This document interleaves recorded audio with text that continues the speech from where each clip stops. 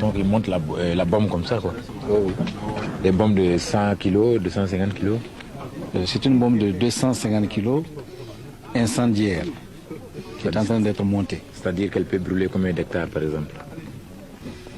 Elle peut brûler et détruire dans un rayon de 500 mètres. C'était prévu pour le 27? Affirmatif. Pour le 27. Dans combien de localités, par exemple? Sur 4 objectifs militaires. Lesquels? Des objectifs militaires situés à Dédougou, Tougan, Nouna, Djibasso. Et Djibasso.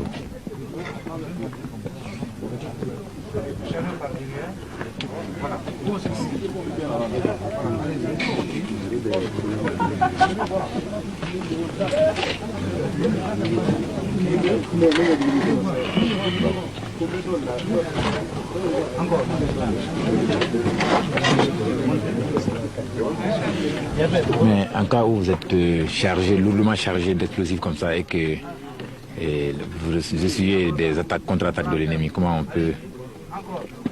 on s'y prend? Contre-attaque, il s'agit de savoir quelle contre-attaque. Si c'est la DCA ennemie qui couvre l'objectif assigné, ou si c'est d'autres chasseurs de l'ennemi qui sont envoyés pour nous intercepter, les cas sont différents.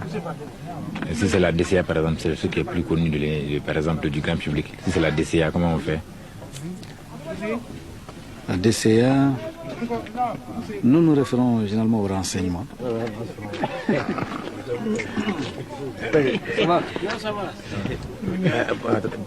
Commandant, qu'est-ce qu'il vient de mettre comme ça comme caption? Les détonateurs. C'est-à-dire l'élément qui permet l'explosion de la bombe au contact du sol ou au contact de l'objectif. Même au sol, la manipulation elle semble dangereuse. Même au sol. Oui, nous prenons les précautions d'usage pour que le personnel soit à l'abri des fautes du personnel. Le pilote vient faire la vérification externe de l'avion. Oui. Et si tout est dans les normes, il signe le carnet et il prend l'avion à son compte. Il devient responsable de sa vie. Il devient responsable de sa vie.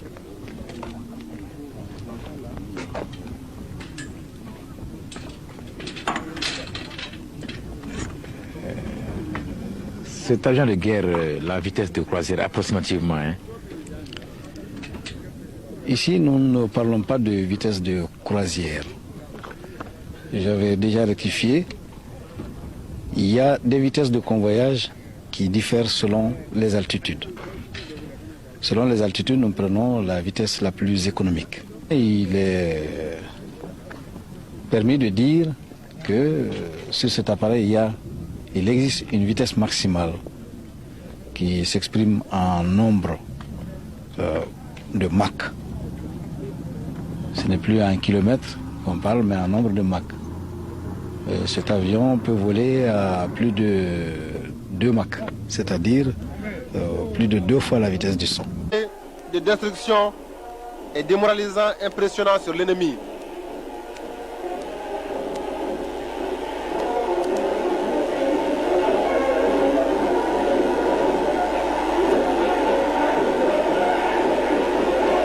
Engin de destruction massive.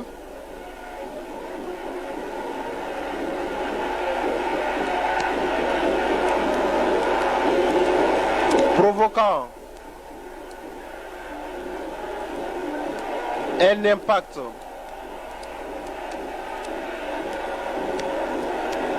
sûrement démoralisant sur l'ennemi.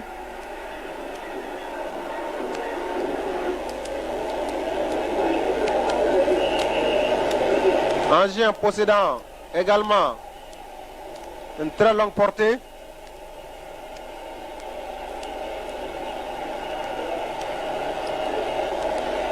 Engin très précis.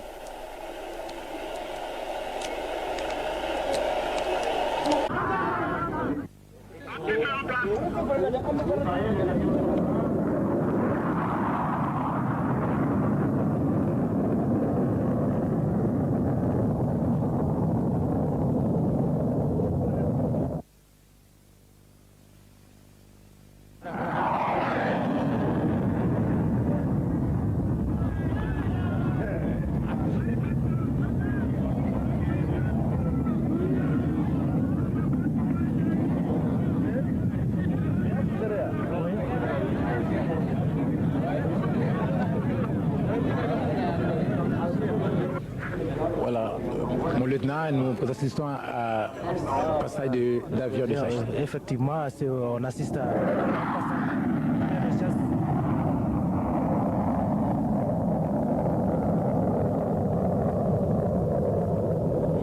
Pourquoi il tourne comme une coquille?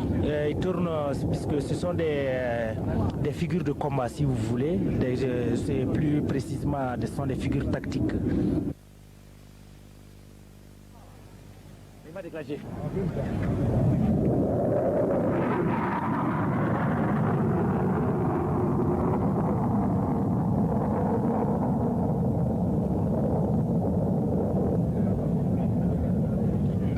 Un parachutiste tiré par un camion.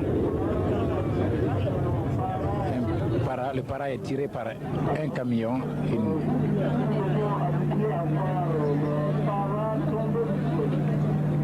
Voilà, il se maintient. C'est une innovation dans ce défilé. Une grande corde. Le parachutiste tient 2 drapeaux.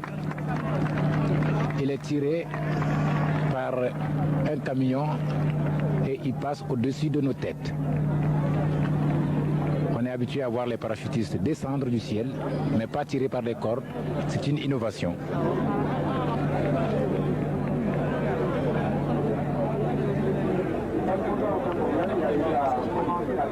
Comme je le disais au départ,